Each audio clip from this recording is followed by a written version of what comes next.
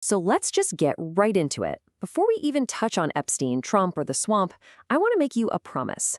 By the time this is over, you're going to have a crystal clear framework for what it actually takes to defeat systemic corruption, and we'll see why even a so-called ultimate outsider couldn't quite get it done. And let's get one thing straight right off the bat. This isn't about gossip. We're not here for the salacious details. This is about power. It's a serious look at how the whole system is built to protect itself. And the Epstein affair, well, it's just the perfect X-ray to see how it all works. Which brings us to the central question, right? If the biggest disruptor we've seen couldn't actually break the system, then who can? We're going to dig into why America went for an outsider in the first place, why the system bent but never broke, and most importantly, what the real playbook for the next leader needs to look like.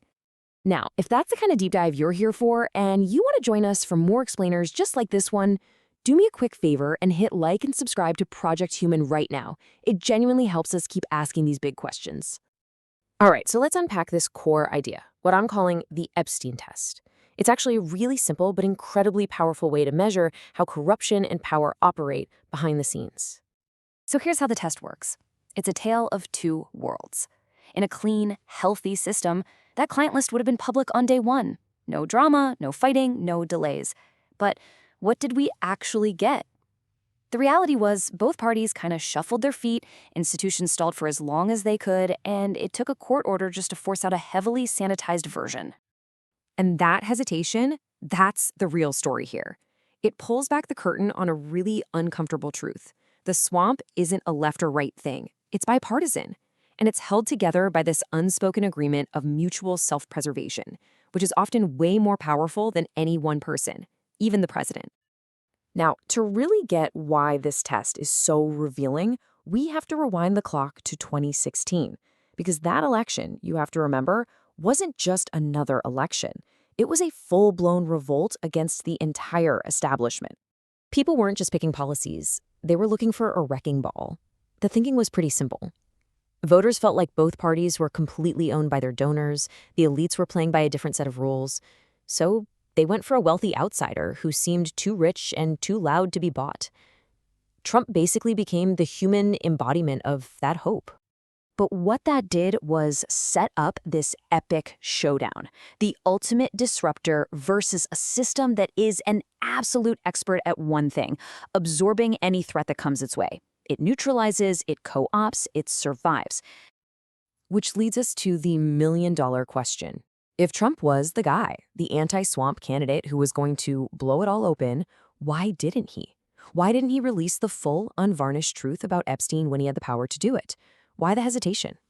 Because the presidency, as powerful as it is, ran smack into something bigger, the system itself. Think of it like a giant wall. A wall built out of the intelligence community, our diplomatic alliances, those massive donor networks, and decades of bureaucratic machinery. And all those pieces have one shared goal: keep the game going as is. And even a force like Trump hit that wall. Now, this isn't about pointing fingers, it's about seeing things clearly. His experience is a vital piece of data. If the strongest outsider in a generation couldn't smash through that wall, then we have to completely rethink what kind of person actually can. And that, right there, is the entire point of this explainer. The Epstein test proved that what America needs isn't just a different politician. It needs a leader who operates from a totally different set of principles.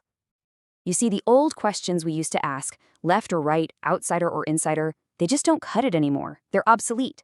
The new question, the real question, is this. What specific qualities does a person need to have to be completely immune to the system's poison, and at the same time, strong enough to actually expose it? So let's get to the answer. Based on everything we've seen, you can actually boil it all down to 8 core principles, 8 non-negotiables that define a leader who cannot be absorbed by the very system they're trying to fix. Okay, these first 4 are absolutely foundational. Number 1, financial independence. Plain and simple, they can't be bought because they don't need anyone's money. 2, no old guard connections. They have to build new networks, not just inherit the same old Rolodex that created the problems. 3, moral courage. This one's huge. It's the willingness to call out your own team, not just the other side. And 4, institutional resilience. Just pure, raw toughness to take hits from every direction and not fold. All right, now for the next 4, and these get even more personal. Number 5, pre-committed transparency. meaning they create rules that force the truth out no matter how ugly it is, even for them. 6. Motivations the system can't buy. Their driving force has to be something bigger than just a career or getting richer. 7. Broad public legitimacy. This is key. A direct line to the people that acts as a shield when the establishment inevitably attacks. And finally, number 8. This is the rarest one of all. A true, proven willingness to lose everything to get the truth out. So here's the most important part of all this. These principles don't describe one specific person or one political party. The person can come from anywhere, business, the military, you name it. That part's flexible. But the principles, those are set in stone. So, in the end, the Epstein affair was never really just about a list of names.